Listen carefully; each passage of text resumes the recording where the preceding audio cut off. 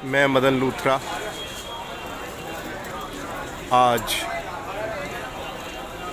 बड़े दुख के साथ यहाँ अपनी धार्मिक नगरी हरिद्वार में अपने भतीजे के गुजरने के पश्चात यहाँ उपस्थित हुआ और यहाँ की व्यवस्था देखकर मुझे बहुत कष्ट हुआ।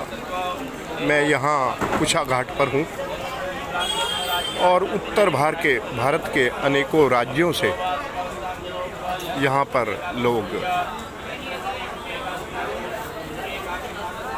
अपनी सनातन पद्धति पर श्रद्धा रखते हुए प्राणी की मुक्ति के लिए यहाँ पर उपस्थित होते हैं। कोई अपने पिता के लिए, कोई अपने माता के लिए, कोई अपने भाई बंधु। इस व्यवस्था को देख रहा हूँ। यह व्यवस्था सैकड़ों वर्षों से इसी प्रकार से चलती आई, बल्कि हजारों वर्षों से चलती आई। लेकिन आज जब जनसंख्या भारत की अधिक हुई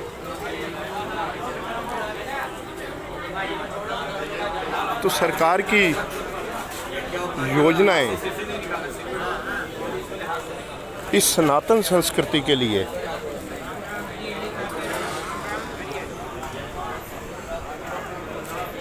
नहीं दिखती और उनका अभाव दिखता है।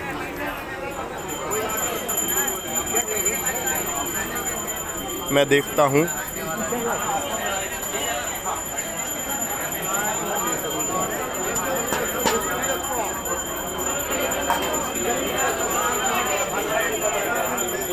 सरकारें आज वर्तमान की सरकार को छोड़े पिछले 70 वर्षों में जो भी सरकारें आई उसने कभी भी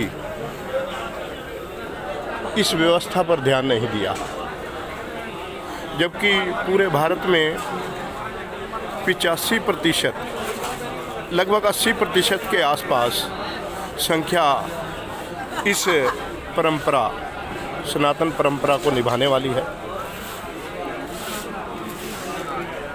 लेकिन मात्र 15% संख्या वाले समाज के लिए यह सरकारें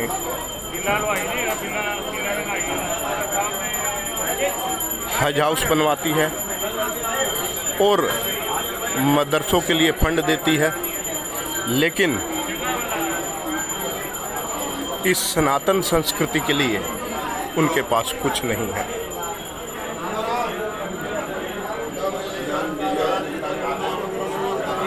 आप देखें, हजारों वर्ष से यह संस्कृति इस परंपरा को निभाती आई है।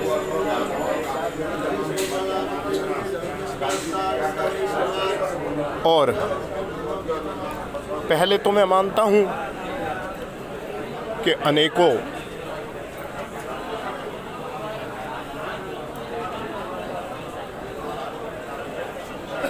आक्रांता आए और इस संस्कृति का पतन करते रहे,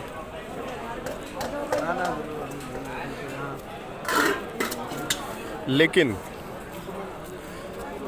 आज़ादी के पश्चात इस संस्कृति के लिए कोई प्रयास नहीं किए गए। आप देखें किस प्रकार से, ये मैं कुशा घाट पर हूँ, ये व्यवस्था देखें।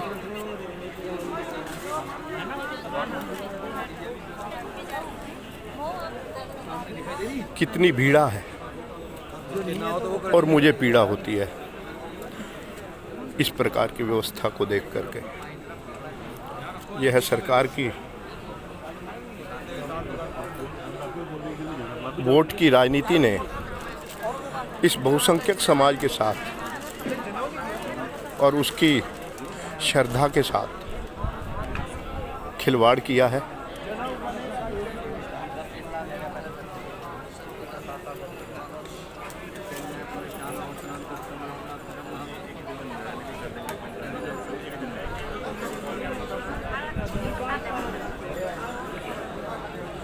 15% के लिए बड़ी बड़ी घोषणाएं की जाती हैं, उनके धर्म और उनकी श्रद्धा की बात की जाती है।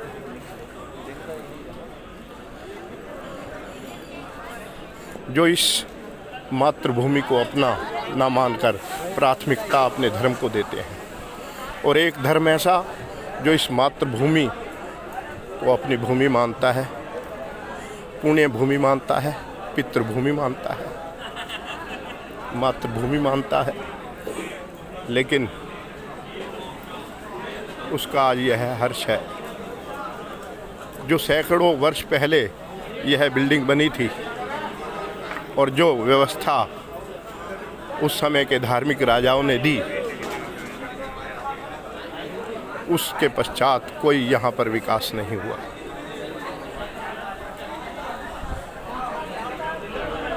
यहाँ पर हम लोग आकर अपने पितरों के लिए मुक्ति की कामना करते हैं,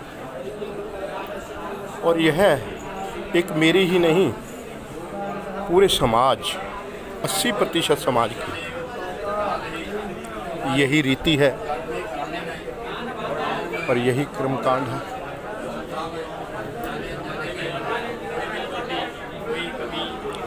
लेकिन सरकार इस ओर कोई ध्यान नहीं देती। ऐसी व्यवस्था देखकर हमारे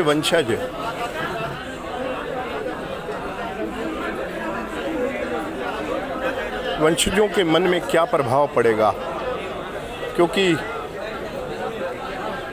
व्यवस्था इतनी कठिन हो चुकी है कर्मकांड की,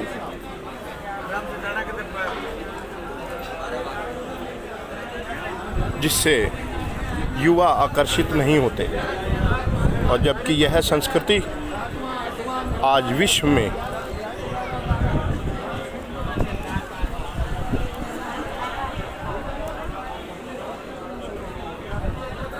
मोदी जी के आने के पश्चात पूरा विश्व इससे आकर्षित हुआ है।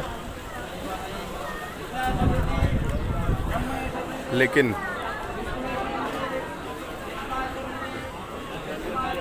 व्यवस्था आज भी वही की वही चलती आ रही है। मेरा भारत सरकार से अनुरोध और उत्तर प्रदेश के मुख्यमंत्री योगी जी से निवेदन एवं उत्तराखंड के मुख्यमंत्री से मैं निवेदन करना चाहता हूं, वह इनके लिए भी कोई योजना लाएं। अगर अन्य दल एक विशेष संप्रदाय के वोट लेने के लिए सैकड़ों करोड़ रुपए के हज हाउस बनवा सकता है, तो हमारी परंपराओं के लिए सरकार क्यों नहीं कर सकती ऐसे। यह मेरे पोते हैं, जिनके जो अपने पिता के कर्मकांड के लिए बैठा है, उनकी गति के लिए, उनकी मोक्ष के लिए एक विश्वास है हमारा, और उसी के अंतर्गत हम जो है यह करते हैं। और मेरा भतीजा दीपक लूथरा उस बच्चे को, मेरे पोते को सहयोग कर रहा है। मैं आपको इन पंडित जी से अवगत कराता हूँ जो यह कर्मकांड करवा रहे हैं। पंडित जी, मैं पूछना चाहता हूँ, हाँ जी, यह जो कर्मकांड है, हाँ जी, कौन कौन से करवा रहे हैं और इससे क्या लाभ हैं?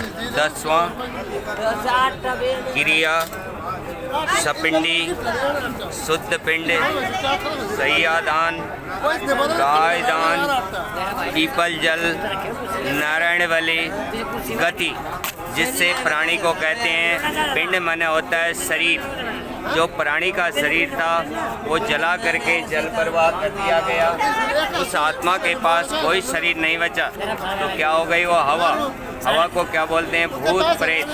जब तक आत्मा के पास शरीर नहीं होता है वो हवा की तरह घूमता रहता है। जब आत्मा के पास शरीर होता है तभी वो कार्य भी कर पाता है और दिखाई भी देता है। उसी का नाम है पिंडदान। 10 दिन के कर्म करने से प्राणी को एक सूक्ष्म शरीर प्राप्त होता है, उसको आत्माराम बोलते हैं। उस 10 पिंड के द्वारा जो सूक्ष्म शरीर दिलाया गया है उसकी मुक्ति करवानी है और उन्हें पितरों पर मिलाया जाता है और उन्हें साल भर की व्यवस्था की जाती है, जिससे उस मार्ग में 1 वर्ष लगता है। उस मार्ग में जो है प्यास के लिए पीपल में जल, आराम के लिए सैयादान, भूख के लिए भोजन दान, प्यास के लिए जल दान और 64 प्रकार के दोषों को मुक्त करने के लिए नारायण वाली कर्म किया जाता है। जैसे मंजी में मौत होना, दिया बट न होना, तुलसी दल न पढ़ पाना, गीता इत्यादि का पाठ न पढ़ा पाना, और सांप का काट लेना, जहर खा लेना, फांसी लगा लेना, इस प्रकार के 64 प्रकार के दोषों को दूर करने के लिए नारायण वाली कर्म कराया जाता है 1 वर्ष का। इसे क्रिया कहते हैं। ठीक है साहब, धन्यवाद पंडित जी।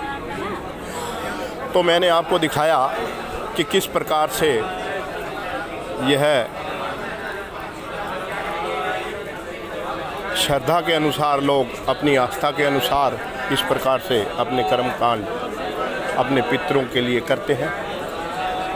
मेरा फिर से दोबारा से आग्रह है, भारत सरकार एवं उत्तर प्रदेश सरकार और उत्तराखंड की सरकार से निवेदन है, विशेष करके जहाँ पर उत्तराखंड के अंतर्गत ही यह क्षेत्र आता है। मैं निवेदन करना चाहता हूँ, अगर आप को हम सभी बहुसंख्यक समाज वोट देते हैं तो हमें हमारी व्यवस्था दी जाए, ऐसी सुविधा दी जाए जिससे ब्राह्मणों का जो चार्ज है, जो दान है, वह निश्चित किया जाए और यह कर्मकांड करने की व्यवस्था भी सुंदर से सुंदर बनाई जाए। धन्यवाद।